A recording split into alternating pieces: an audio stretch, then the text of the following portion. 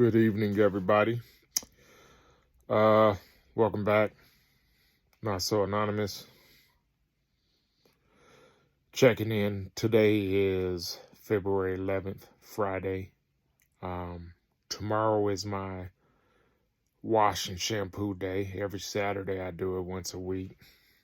But I just wanted to give you guys, a little check-in, a monthly check-in on the 11th. No matter what day the 11th happens, I record a video just to, but to make a login into my vlog.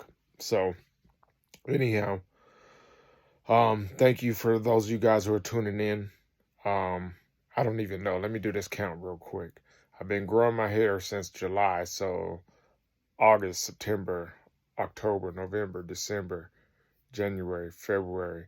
So 7 months of growing my hair out from a wave, tapered waves, haircut, and a total of 6 months not combing my hair at all. Because, went with the waves, I was still brushing it until till August 11th, and that's where I'm starting my journey at, is the 11th. I have been growing my hair out prior the entire July, though, just to be more clear on that, just in case anyone has questions. But I haven't combed my hair since August 11th, 2021. So we're a total of 6 months in since I last combed my hair. I don't know what entry this is. I'll count that whenever I did it. I'm not really prepared. I'm just sort of freestyling this. But, hopefully it could help people. One of the things I want to say is, one of the things that I noticed is, and I've been told this, I've heard this, I've viewed this, I've watched this. Many people have always said that it's going to take a while for your hair to lock. At 6 months of growth, I still don't have any locking. I don't know what my hair is. I don't know if it's a 4C or what. I don't know. I have no clue, but I think it's in the 4s though. I just don't know if it's an A, B, or C. I don't know. So with that being said, 6 months later, it's still not locked. You have to be patient. However, I will say this. 6 months in of not combing my hair and 7 months of growing my hair out from a short fade with waves. I should say a taper, not a wave. I didn't have it. I never liked mine faded up to the top. I always liked mine just on the bottom. But anyhow, from growing that in, I'm just now starting to see some of the real frizziness and what appears to be like my hair is starting to separate and make some adjustments. I got the feeling that by month 7 or 8, I'll probably finally be fully locked in. I do have some tips in the back of my head that are real fuzzy and those are starting to get these little how can I say it? Not balls, and it's not lint, but balls you could tell they're getting tangled. You know what I mean?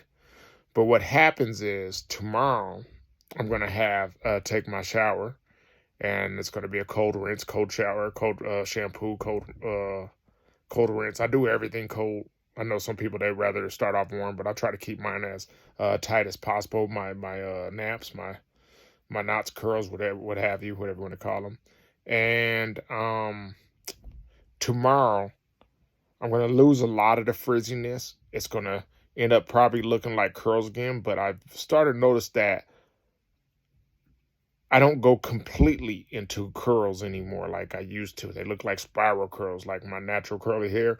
It doesn't go in there. I'm starting to keep a little bit more frizz.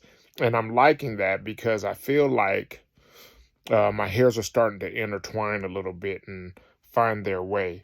So, I'm going to get zoomed in on it.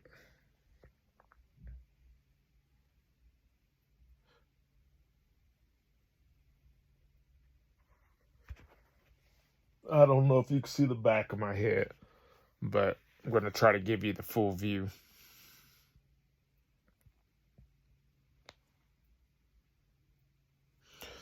You know what I mean? Let me try to get the full back of my head a little bit. Don't know if you guys are seeing it because I don't know where my hands are at. But there's a lot of fuzziness going on here, and some of that is starting to get more tangled, like a little spider webs and having little tips. And I notice it every morning. But some of these curls, like on the top of my head, they still look like spiral curls, but the ones on the side of my head are starting to turn into more of a frizzy nap, matted nap. And I got the feeling that the sides are going to probably and more than likely lock up before the top of my head, just the way everything's going. But who knows? This is, you know, this is like how many licks does it take to get to a Tootsie Roll Pop? You know what I mean? The world may never know. So, showing my age, it's just one of those things. I'm just being patient and letting my hair do what it does. When I rinse my hair, I don't even, I rinse my hair every day with cold water because I work out almost every day. And that's been helping because it keeps the naps tight like I've been told and as I've experienced. With that being said, whenever I rinse my hair, I have one of those detachable shower nozzles that you could keep in your hand and, do that, on cold. And during the week, I don't even scrub my head like with the fingers. I don't do that, massage my scalp or nothing like that. I wait till Saturdays for that. I used to, whenever the showers were over. I live in Denver, Colorado, and here lately it's been snowing like today. But I've been allowing my hair to still air dry because prior to the past 2 weeks, prior to the past 2 weekends, 2 Saturdays, I used to shake my hair real hard to try to get as much water out. But what I noticed was my curls and what I thought was like starting to hold together would come apart. And I think the velocity of my shaking allowed a lot of the hair to like separate, become untangled, and so for like that. And when you have a finer hair, I think it's harder for it to want to hold together, all these hairs to entwine and hold together. And with shaking so much, I noticed that my hair was going back to the curl, like real. It looked like my hair was like styled or something like that. And I didn't really like that look. You know what I mean? It didn't really feel like it. So now whenever I rinse my hair, I just let it be where it is. You know what I mean? The most I do is tilt my hair back because I don't. Sometimes I get these fuzzies like hanging down in my face, and I don't like that. You know what I mean? I figure I'm gonna have this little bouffant what do you call it? Papadoa hairstyle or bangs of nap, just frizz in the front, you know what I mean? So I keep my head back, tilted back, you know what I mean? And let the water just run backwards. And then at the end, because it's so cold, the naps, if you're using real cold, once I bend over, I would literally duck my head down, have the shower like this, and get the back of my head real well. And everything's real tight and holding still. And I don't really have to worry about that. You know what I mean? So I stopped shaking my head. I stopped agitating my hair with the rinse. I'm just rinsing. That's it. And I feel like I'm getting better results from that throughout the week. It's looking nappy and happy. You know what I mean? And I really like that. You know what I mean? Also, growing from 7 months. Being patient is key. I think my hair is finally at the point like where I could see these changes that I talked about earlier. But coming from a wave to here, 7 months of growth, but 6 months of not combing, I think I'm just now hitting the point where I'm probably more than likely going to start seeing some things because I'm seeing some changes that I've never seen before. So your hair does have to be much longer before it naps. If you have like I don't know what I have, 4C, whatever the hell I have, it's going to take a while for it to lock. But being patient is key, as we already know. Going into tomorrow, I might take pictures and update that. I will take pictures because I have my son take pictures of my hair tonight. And I've been taking pictures throughout the month on, some days, probably once a week. And I might do a little collage video of all these photos and video things right now. But this vlog is just going to be simply a vlog, but going into tomorrow, shower, when I'm doing, I talked about this before, I was always told that, when I had waves, I went in circular motion, not like how everybody does to the side, starting from the center and then to the side all the way around to get that little like target wave pattern. Mine looked more like a typhoon. It went sideways like how a hurricane or something, that's how mine went, because I went along with my natural pattern of my hair. I didn't go against the grain, I went with the grain, and it worked out. So that's the way I wash my hair whenever I do the shampoo. So tomorrow's plan is to just massage my scalp, you know what I mean? Just to massage my scalp and not really create too much friction or change in the hair, you know what I mean? When I do the shampoo, I'm going to lather up my hands real well and do a flat hand. I also have a ring on, a wedding ring, you know what I mean? So what happens is I take that off because I don't want it snagging on any hair or changing anything. So 2 smooth hands and not so smooth. You see them calloused hands for working out. And I go in a circular motion in the same direction every time, which is the same direction that I used to go, which mine is clockwise. When I used to brush my hair, have waves in that same direction, but I'm making circular motions with a flat hand, not a widespread hand. My hands are closed, you know what I mean? And I just try to sort of be like a robot. The past 2 weeks I did that. I was able to keep some of these like curls in their proper position. Like I said, I don't want anything to be taken out or agitated or anything like that. So just a quick little, scrub of the massage of the scalp and flat hands so I could keep everything where it's at. And once again, I'm not going to shake my hair real heavy. I'm just going to let it air dry. Step out, it's dripping. Yes, it is dripping. Cool. This has been a process of being patient. I even I've become patient and just let it just drip out of my hair, drip out of my hair, drip out of my hair. I've also boiled rosemary in hot water weeks ago, and I poured it into those silicone ice trays. And after every shower, I spray that in my hair. It says it stimulates hair growth and stuff like that. And they say it's like actually more potent than the people using their Rogaine or Hims or Keeps and stuff like that, and stimulates your hair growth like that. So yeah, that's one of the things. Also, another thing, I have what do you call it? A Theragun, one of those vibrating things. I like to put it on the lowest setting and massage my scalp with that.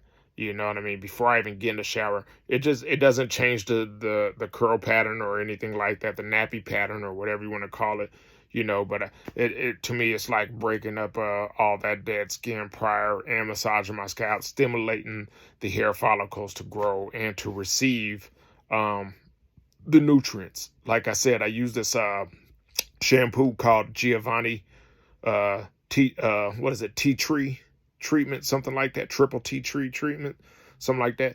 It's very soothing on the scalp. It almost feels like a eucalyptus or a mint like feeling, you know what I mean? Feels real great, you know what I mean? I am once again in Denver, Colorado, so it's colder in these times. I did create some of these tinctures. I'm going to call them tinctures, but sprays. And one of them that I did has tea tree oil. It also has rosemary oil. It also has some lavender in it. And I know some people like to use peppermint and all those things, but that's there just in case my hair gets dry. You know what I mean? But I don't spray it in my hair unless I have to. You know what I mean? I'm trying to reduce the amount of friction on my hair, scratching and things like that. And even though it's winter and it could get dry here, I'm trying not to overdo the process, trying to just be patient. That's something that's hard for me, but I've been doing pretty good, you know what I mean? But I got to remind myself to do that, so if you guys could do that, the less you touch your hair and just let it be, the better it would be. I think sometimes when we start rubbing our hair, we actually create the sensation of needing to itch a little bit more. And it's on the top of our mind. So mind over matter, letting those things go and releasing that. Plus, the more friction on your hair, the more agitation of the skin, which what happens, it makes you have the response to itch more. So it's one thing. So to avoid that, use those spray. I have mine in a glass bottle. I can show you guys probably next time if I remember what it looks like. Glass bottle spray. I have a spray bottle, and I like to put my spray bottle right on the roots and just spray it when my hair is wet.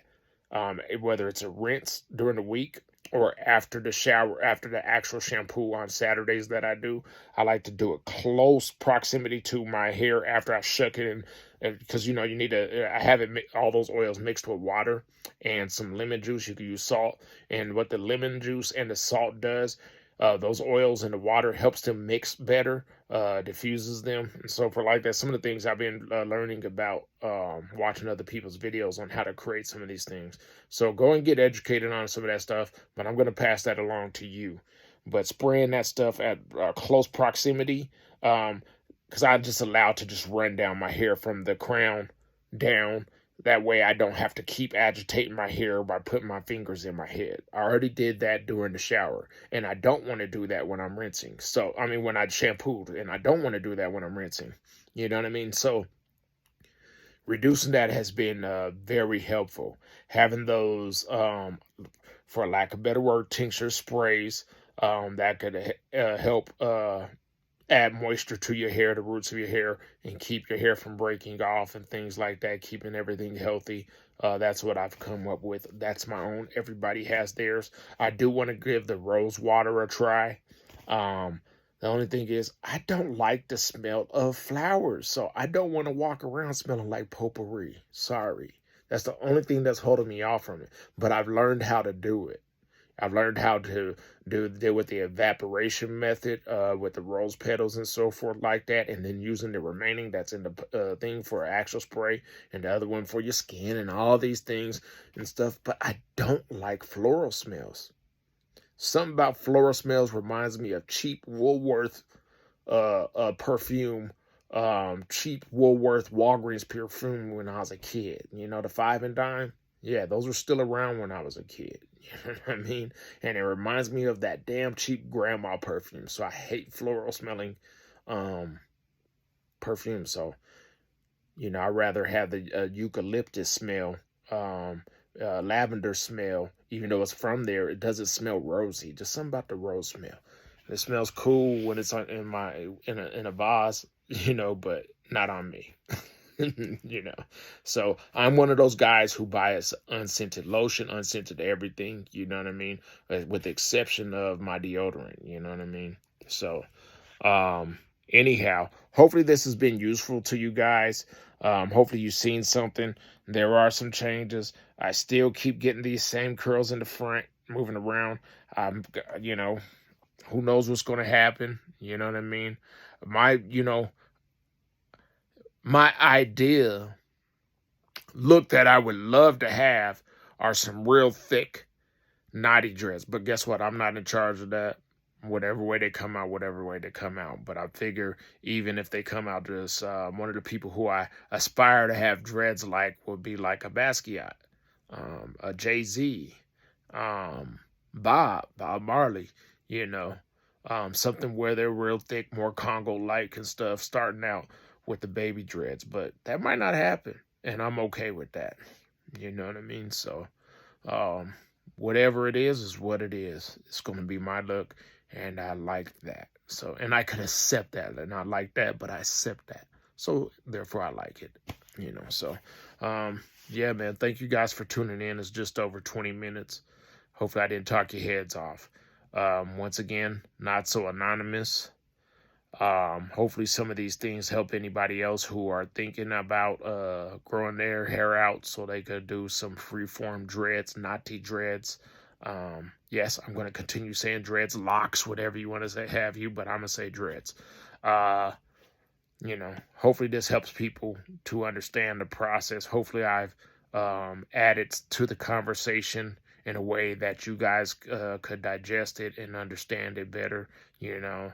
So, because there's a lot of questions that I have whenever I look at other people's videos. So hopefully I could answer some of those things through my experience as I continue on this journey.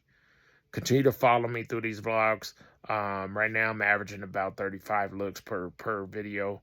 I have 2 subscribers, but guess what, man? It doesn't really matter about that. This is something that I really want to pass on to those who are looking for it. You know what I mean? I appreciate your time, patience with me, and understanding.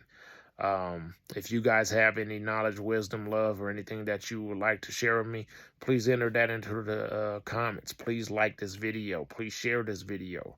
If you know somebody who's thinking about growing their hair out for dreadlocks, natural dreadlocks, no matter what type of hair, send this to them. But especially for people who have curlier hair and so forth like that.